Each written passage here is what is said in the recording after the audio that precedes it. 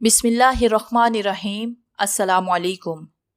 ہمارے چینل کہانی hub official میں خوش آمدید۔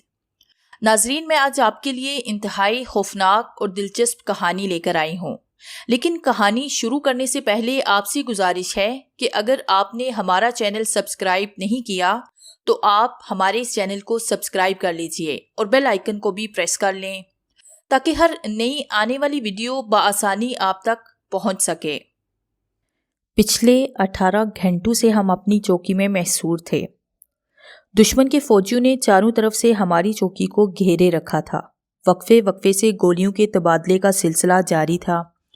چوکی میں موجود مشین گن میں لگی ہوئی کارتوسوں کی پٹی اب تیزی سے ختم ہوتی جا رہی تھی۔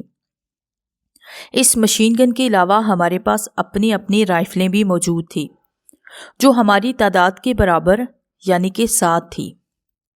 ہم جانتے تھے کہ ہمارا ایمونیشن ختم ہونے کے انتظار میں ہے۔ انہوں نے ایک منظم منصوبہ بندی کے ساتھ ہماری چوکی پر حملہ کیا تھا اور سب سے پہلے انہوں نے فائرنگ کر کے چوکی کے اوپر نصب ٹرانسمیشن ٹاور کو تباہ کر دیا تھا۔ اب ہمارا مواصلاتی رابطہ اپنے بیس کیمپ سے منقطع ہو چکا تھا اور ہم وائرلیس کی مدد سے کمک منگوانے سے قاصر ہو گئے تھے۔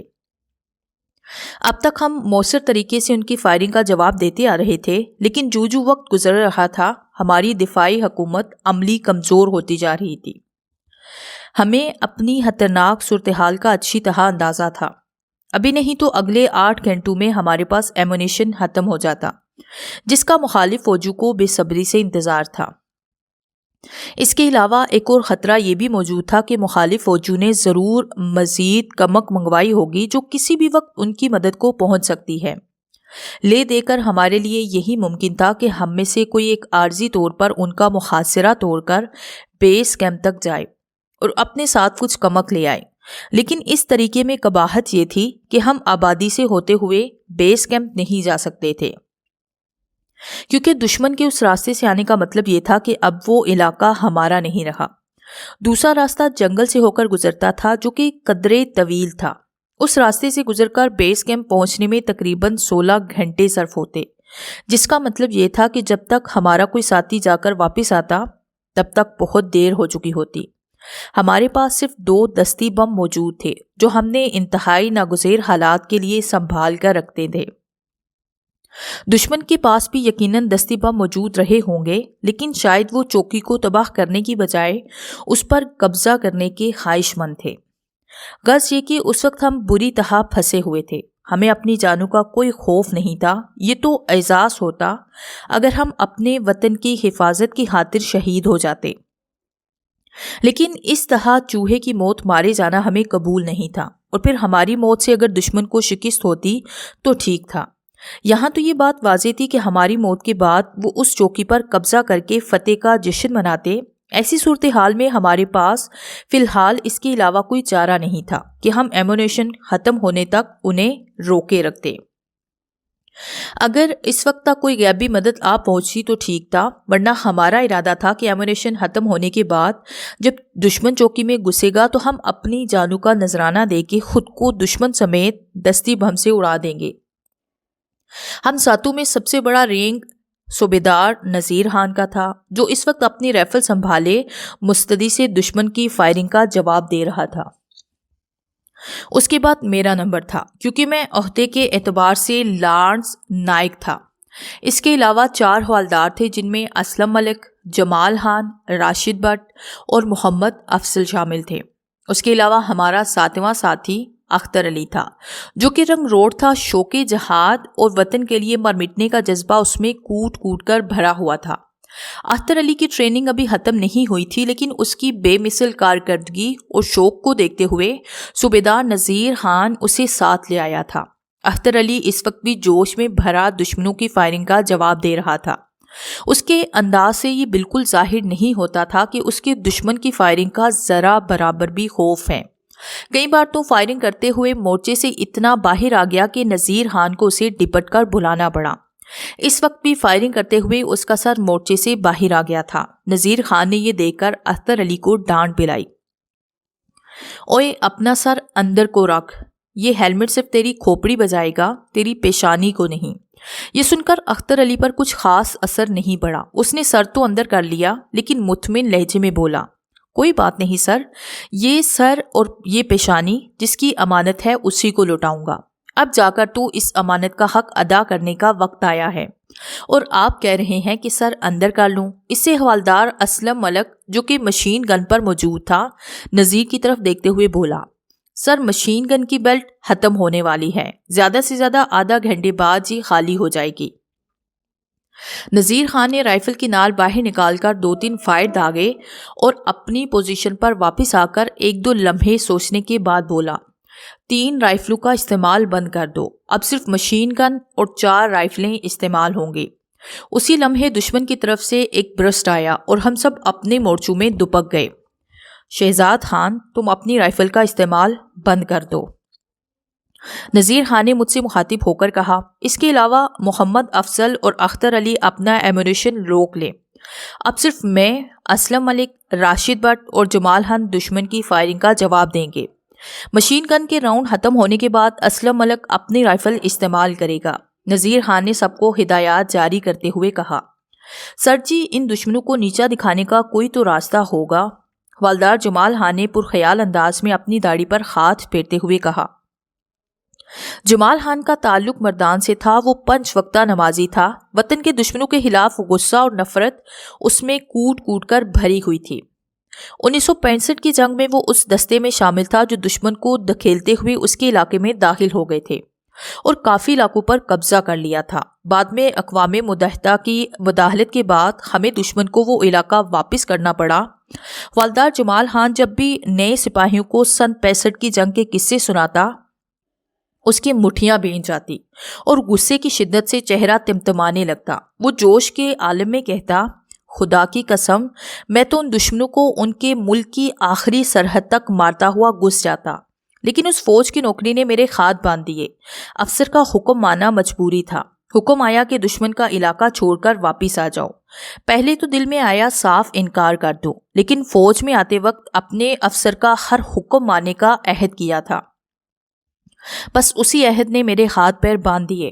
اب بھی موقع ملا تو ایک ایک دشمن کو چن چن کر ماروں گا. جمال خان اپنی اسی وطن پرستی اور بہادری کے لیے اپنی ریجمنٹ میں مقبول تھا. اس وقت بھی وہ یہی سوچنے میں لگا ہوا تھا کہ ان کے گھیرے کے توڑ کر انہیں شکست کس طرح دی جائے. اس کی بات سن کر نذیر خان نے کہا، کیا اتنی دیر سے ہم سر نہیں کھپا رہے؟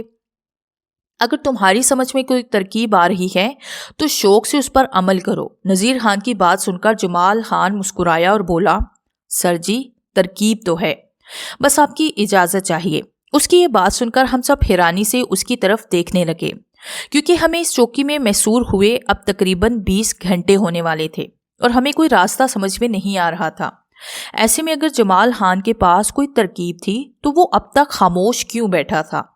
نذیر خان بھی پہلے تو حیران ہوا، پھر اس نے کردے دشت لہجے میں کہا، جمال خان، یہاں ہم اتنی خطرناک صورتحال میں پھنسے بیٹھے ہیں اور تم ترکیب ہونے کے باوجود ابھی اجازت ہی مانگ رہے ہو.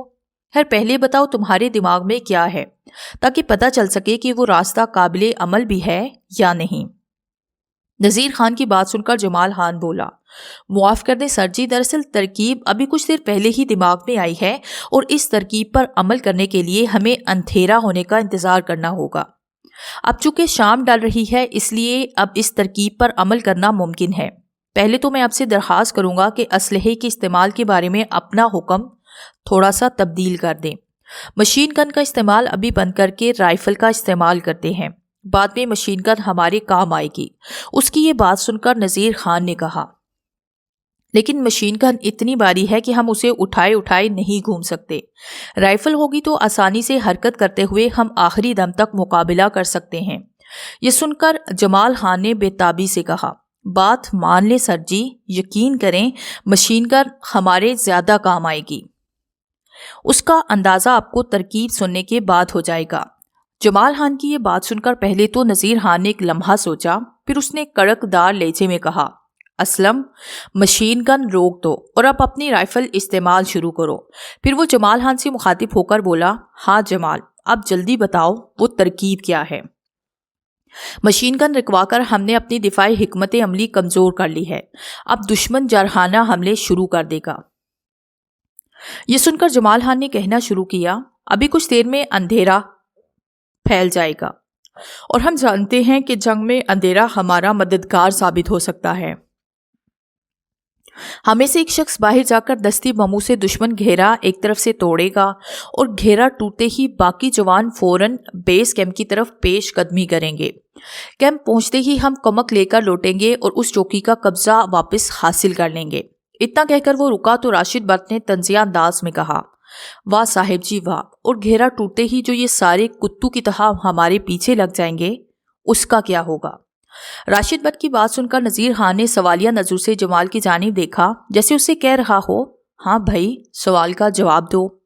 اس کی آنکھوں کا اشارہ سمجھتے ہوئے جمال مسکرایا اور بولا، اس لیے تو آپ سے اجازت مانگ رہا ہوں، گھیرا ٹوٹتے ہی باقی سب جوان تو نکل جائیں گے لیکن ایک کو پیچھے رکنا ہوگا، اس وقت یہ مشین گن کام آئے گی۔ گھیرا ٹوٹتے ہی سامنے موجود دشمن کے آدمی آگے بڑھ کر دوبارہ گھیرا مکمل کرنے کی کوشش کریں گے۔ مشین گن ہونے کی وجہ سے ان کے لیے یہ کام مشکل ہوگا، جبکہ رائفل سے انہیں روکنا ممکن نہیں ہوگا۔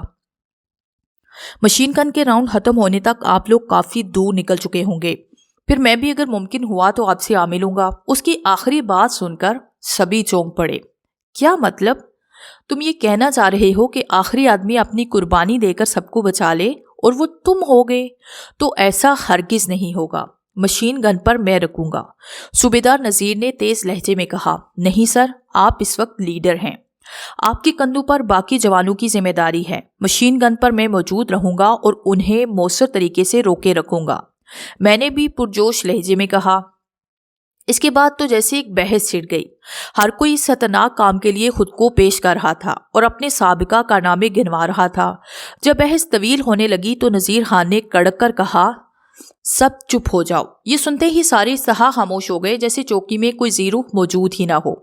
سب کے خاموش ہونے کے بعد پہلے تو نذیر خان نے ایک ایک کے چہرے پر نظر ڈالی، پھر مسکرا کر بولا، مجھے یہ دیکھ کر خوشی ہوئی کہ ہم میں سے ہر ایک اپنے وطن کی خاطر مر مٹنے پر آمادہ ہے، لیکن اس کا فیصلہ میں کروں گا کہ مشین گن پر کون رکے گا، اور یہ فیصلہ قرعہ کے ذریعے ہوگا۔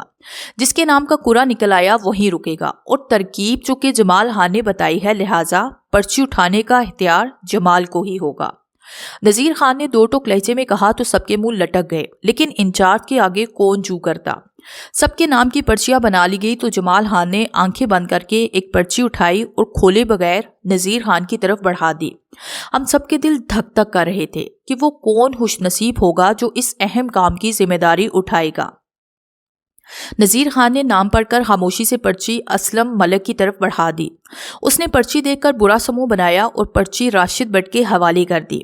اس طرح جب سب سے آخر میں پرچی میرے پاس آئی تو میں خوشی سے اچھل پڑا، کیونکہ پرچی پر میرا نام لکھا ہوا تھا، خدا تمہارا حامی و ناصر ہو جوان۔ نذیر خان نے میرے کندھے پر ہاتھ رکھ کر کہا، کوشش کرنا کہ دشمن کو الجھانے کے بعد تم جلد از جلد ہم سے آ ملو۔ وہ اس کام میں جان کو خطرہ زیادہ ہے، لیکن کوشش کرنا ہمارا فرض ہے۔ میں نے اس بات میں سر ہلا دیا۔ سر جی، آپ نے اس کام پر تو مجھے نہیں رکھا، لیکن میری درخواست ہے کہ اب میں جو کام کہوں وہ منع مت کرنا۔ جمال خان نے مایوس لہجے میں کہا، کیا کہنا چاہتے ہو جمال؟ نذیر خان نے چونک کر پوچھا۔ گھیرا ٹوٹنے کے بعد شہزاد خان تو مشین گن پر موجود رہے گا، لیکن دشمن کا گھیرا توڑنے کے لیے دستی بم میں لے کر جاؤں گا۔ اس کی یہ بات سن کر پہلے تو نذیر خان کچھ سوچتا رہا، پھر اس نے کہا، ٹھیک ہے جمال خان، ویسے اس کام کے لیے سب سے زیادہ موزوں بندے بھی تم ہی ہو، میں بھی اگر کسی کو یہ کام سونپتا تو وہ تم ہی ہوتے۔ نذیر خان کی بات سن کر جمال کا چہرہ کھل اٹھا۔ بڑی مہربانی سر جی، آپ دیکھیے گا میں دشمن کو کس طرح تتر بتر کرتا ہوں، اس نے خوش ہو کر کہا۔ اس کے بعد ہم منصوبے کی جزیات پر غور کرنے لگے۔ طے یہ ہوا کہ ہماری طرف سے جوابی فائرنگ بالکل بند کر دی جائے، اس سے دشمن کو تقویت ملے گی اور وہ گھیرا تنگ کرنے کی کوشش کرے گا۔ اسی دوران جمال خان جا کر دستی بم کی مدد سے ایک جگہ سے دشمن کا گھیرا توڑے گا اور باقی جوان دھماکے کے فوراً بعد چوکی سے نکل جائیں گے۔ دھماکے کے بعد دشمنوں کو مشین گن کے ذریعے زیادہ سے زیادہ دیر تک روکے رکھنا میرا کام تھا۔ دھماکے کی سمت پہلے ہی طے کی جا چکی تھی، اس لیے سارے جوان اس پوزیشن سے آگاہ تھے۔ نذیر خان نے تھیلے سے دونوں دستی بم نکال کر جمال کے ہاتھ میں تھما دیے۔ وہ دونوں بموں کو ہاتھ میں پکڑے کچھ دیر دیکھتا رہا، پھر اس نے کہا، 2 بموں کی ضرورت نہیں ہے، میں ایک ہی بم سے اتنا راستہ صاف کر دوں گا کہ ہم بآسانی نکل جائیں گے۔ یہ دوسرا بم چوکی میں ہی رہنے دے، یہ شہزاد خان کے کام آ سکتا ہے، اسے یہاں سے نکلنے کے لیے اس کی ضرورت پڑے گی۔ یہ کہہ کر اس نے دوسرا بم میری طرف بڑھا دیا۔ میں نے سوالیہ نظر سے نذیر خان کی طرف دیکھا تو اس نے اس بات میں سر ہلایا۔ میں نے احتیاط سے بم لے کر واپس تھیلے میں رکھ دیا۔ اب ہم نے جوابی فائرنگ بالکل بند کر دی تھی۔ اندھیرا پھیلنے لگا تھا اور تقریباً 10 منٹ میں اندھیرا اتنا گہرا ہو جاتا کہ ہم اپنی کارروائی شروع کر سکتے تھے۔ دشمن کی فائرنگ میں اب شدت آ گئی تھی۔ فائرنگ سے اندازہ ہو رہا تھا کہ اب وہ نسبتاً قریب سے فائرنگ کر رہے تھے۔ جمال خان اس وقت مستعد بیٹھا تھا اور نذیر خان کے اشارے کا منتظر تھا۔ گویا منصوبہ خطرے سے خالی نہیں تھا، لیکن اب ہماری بقا اسی منصوبے پر تھی۔ بالآخر نذیر خان نے سر اٹھا کر جمال خان کی طرف دیکھا۔ وہ شاید اسی اشارے کے انتظار میں تھا۔ اس نے نذیر خان کے کچھ کہنے کا انتظار بھی نہیں کیا اور تیزی سے اٹھ کر چوکی سے باہر نکل گیا۔ ہم سب کے دل دھک دھک کر رہے تھے۔ خود میرے اپنے دل میں طرح طرح کے اندیشے اور وسوسے سر اٹھا رہے تھے۔ کہیں اگر مطلوبہ جگہ پہنچنے سے پہلے ہی جمال خان کسی دشمن کی گولی کا نشانہ بن گیا تو پھر کیا ہوگا؟ اگر بم کی پن نکالنے سے پہلے اسے دشمنوں نے گھیر لیا تو کیا ہوگا؟ کہیں ایسا نہ ہو کہ دھماکے سے پہلے دشمن فوج کے سپاہی چوکی میں آ گھسیں۔ اس وقت ہم پر ایک ایک لمحہ قیامت بن کر گزر رہا تھا۔ اچانک ایک زوردار دھماکے کی آواز آئی۔ چوکی کے در و دیوار لرز کر رہ گئے، چھت سے مٹی جھڑنے لگی۔ دھماکے کے ساتھ ہی کچھ آؤ بکا کی آوازیں بھی آئی۔ دھماکہ ہوتے ہی نذیر خان باقی ساتھیوں کو ساتھ لے کر تیزی سے باہر کی طرف نکل گیا۔ اختر علی سب سے آخر میں تھا۔ اس نے باہر نکلنے سے پہلے الوداعی نظروں سے میری جانب دیکھا۔ میں نے مسکرا کر اس کی جانب دیکھا اور ہاتھ ہلایا۔ وہ بغیر کچھ کہے تیزی سے باہر نکل گیا۔ من تو میرا بھی بھاری ہو رہا تھا، لیکن میں خود پر قابو پا کر تیزی سے مشین گن کی جانب بڑھ گیا۔ ہمیں سے کسی نے یہ بات نہیں کہی تھی، لیکن سبھی کو معلوم تھا کہ آخر میں جو شخص چوکی میں رکھے گا اس کا زندہ بچنا ممکن نہیں ہے۔ پھر بھی ہر کوئی یہ قربانی دینے کے لیے تیار تھا۔ میں خوش نصیب تھا جو یہ رتبہ میرے حصے میں آیا۔ میں نے مشین گن سنبھال کر تیزی سے فائرنگ شروع کر دی۔ حسب توقع دشمن بکھلا کر اپنے مورچے سے باہر نکل آیا۔ جب مشین گن سے فائرنگ شروع ہوئی تو اس میں کھلبلی مچ گئی۔ ابھی مجھے فائرنگ کرتے ہوئے 2-3 منٹ ہی گزرے ہوں گے کہ چوکی کے دروازے کی طرف آہٹ ہوئی۔ میں نے مشین گن چھوڑ کر لپکتے ہوئے رائفل اٹھا لی، لیکن اس سے پہلے کہ میں اس کا رخ دروازے کی طرف کرتا، جمال خان اندر داخل ہوا۔ تم یہاں کیا کر رہے ہو جمال خان؟ میں نے حیرانی سے کہا۔ تفصیل بتانے کا وقت نہیں، حکم بدل گیا ہے، تمہیں فوراً نذیر خان نے بلایا ہے۔ وہ اور دوسرے ساتھی یہاں سے شمال کی طرف 500 گز کے فاصلے پر موجود ہیں۔ تم جاؤ، میں دشمنوں کو الجھاتا ہوں، جمال خان نے تیز لہجے میں کہا۔ لیکن نذیر خان نے تو، میں نے کچھ کہنا چاہا لیکن جمال نے میری بات کاٹ دی۔ لیکن کچھ بھی نہیں، نذیر خان کا آرڈر ہے اور تمہیں اس پر عمل کرنا ہے۔ یہ کہہ کر اس نے آگے بڑھ کر مشین گن سنبھال لی۔ میں نے الجھن کے عالم میں جمال خان کو دیکھا۔ یہ آخری حکم میری سمجھ میں نہیں آ رہا تھا۔ اچانک نذیر خان نے جمال خان کو کیوں بھیج دیا؟ ابھی میں الجھن کے عالم میں کھڑا یہ سوچ ہی رہا تھا کہ جمال خان نے ڈپٹ کر کہا، اب کھڑے کیوں ہو؟ فوراً سپاٹ پر پہنچ کر نذیر خان کو رپورٹ کرو۔ ان کا زیادہ دیر وہاں رکنا خطرے سے خالی نہیں۔ اس کی یہ بات سن کر میں ناچار چاکی سے نکلا اور بچتا بچاتا آگے بڑھنے لگا۔ اندھیرا سخت گہرا تھا۔ جو سمت جمال نے بتائی تھی وہ ہماری چوکی کی پچھلی جانب تھی۔ ابھی میں کچھ ہی دور گیا تھا کہ ایک زوردار دھماکہ ہوا۔ میں نے گھبرا کر چوکی کی جانب دیکھا۔ چوکی کے دروازے سے مجھے جمال خان کی ایک جھلک دکھائی دی، جو آپ بھی فائرنگ کر رہا تھا۔ یہ دراصل روشنی کا بم تھا۔ دشمن کو اندازہ ہو گیا تھا کہ ان کے ساتھ کوئی چال چلی جا رہی ہے۔ میں دوبارہ تیزی سے آگے بڑھنے لگا۔ ابھی مجھے کوئی 10 قدم ہی میں نے اٹھائے ہوں گے کہ کسی چیز سے الجھ کر گر پڑا۔ یہ کوئی انسانی جسم تھا۔ میں باوقت تمام اٹھ کھڑا ہوا اور اس جسم پر نظر ڈالی۔ یہ ایک لاش تھی جس کا سر غائب تھا۔ آس پاس اور بھی کٹے پٹے جسم پڑے تھے۔ میں شاید فوراً آگے بڑھتا، لیکن ایک چیز نے میرے قدم روک لیے۔ اس سرکٹی لاش کے جسم پر ہماری وردی تھی۔ روشنی کے بم کے بعد جو روشنی پھیلی تھی اس کی مدد سے میں اپنے ملک کی وردی کو صاف پہچان سکتا تھا۔ روشنی اب آہستہ آہستہ معدوم ہو رہی تھی۔ میں نے جیب سے چھوٹی ٹارچ نکالی اور وردی پر لگے پیچ پر نظر ڈالی۔ پیج پر موجود نام پڑھتے ہی میں لڑکھڑا کر سکتے میں آ گیا۔ میں نے بدحاسی کے عالم میں اٹھ کر ایک بار پھر پیج کو ٹارچ کی روشنی میں دیکھا۔ بیچ پر خون کے قطرے گرے ہوئے تھے، لیکن پھر بھی اس پر لکھا تھا، بآسانی پڑھا جا سکتا تھا۔ اس پر لکھا تھا جمال خان۔ میں نے پھٹی پھٹی آنکھوں سے چوکی کی جانب دیکھا۔ مشین گن کے چلنے کی آواز اب بھی آ رہی تھی۔ میں حیرت اور خوف سے کبھی اس لاش کو دیکھتا اور کبھی چوکی کی جانب دیکھتا۔ پھر میں تیزی سے واپس چوکی کی جانب بڑھنے لگا۔ اسی اثنا میں ایک اور دھماکہ ہوا اور چاروں طرف روشنی پھیل گئی۔ اس روشنی میں مجھے جمال خان نظر آیا جو چوکی میں مشین گن سے فائرنگ کر رہا تھا۔ میری طرف دیکھ کر مسکرایا اور چیخ کر بولا، مجھے معاف کرنا میرے دوست، اس شہادت پر صرف میرا حق تھا۔ تم واپس چلے جاؤ، دشمن کو شکست ہوگی، صرف شکست۔ اسی وقت میں نے کچھ دشمنوں کو سائڈ سے چوکی کی طرف بڑھتے دیکھا۔ میں گرتا پڑتا واپس چوکی سے دھوڑ مارنے لگا۔ اس وقت میرا ذہن کام نہیں کر رہا تھا، میں بس اندھا دھند بھاگے جا رہا تھا۔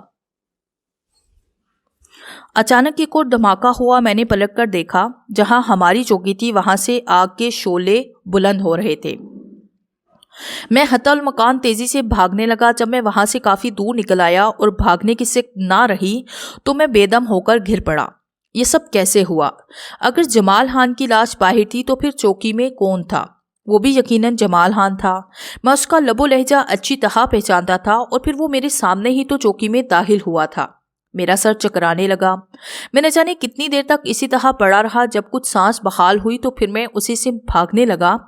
تقریباً 3 گھنٹے بھٹکنے کے بعد مجھے میرے ساتھی مل گئے۔ وہ مجھے دیکھ کر سخت حیران ہوئے۔ جب میں نے انہیں ساری تفصیل بتائی اور نذیر خان کے آخری حکم کے بارے میں بتایا تو وہ حیران ہو کر کہنے لگا، میں نے تو ایسا کوئی حکم نہیں دیا، بلکہ ہمیں تو جمال خان کہیں ملا ہی نہیں۔ ہم نے سوچا کہ وہ ہم سے بعد میں آ کر ملے گا۔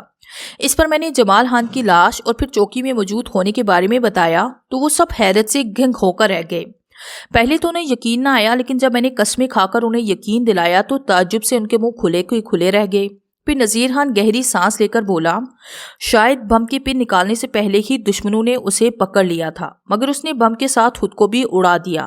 لیکن شہادت کے بعد بھی اسے یہی فکر رہی ہوگی کہ کہیں دشمن اس چوکی پر قبضہ نہ کر لیں اور کہیں تمہیں کوئی نقصان نہ پہنچے، اس لیے نے وہ آخری حکم اپنی طرف سے دے کر تمہیں یہاں بھیج دیا اور خود کو ایک بار پھر چوکی کے ساتھ بم سے اڑا دیا تاکہ اس کے ساتھ دشمنوں کا بھی قلعہ کما ہو جائے۔ اس کی آتما اتنا کہہ کر نذیر خان خاموش ہو گیا اور ماحول پر ایک سوگوار خاموشی طاری ہو گئی۔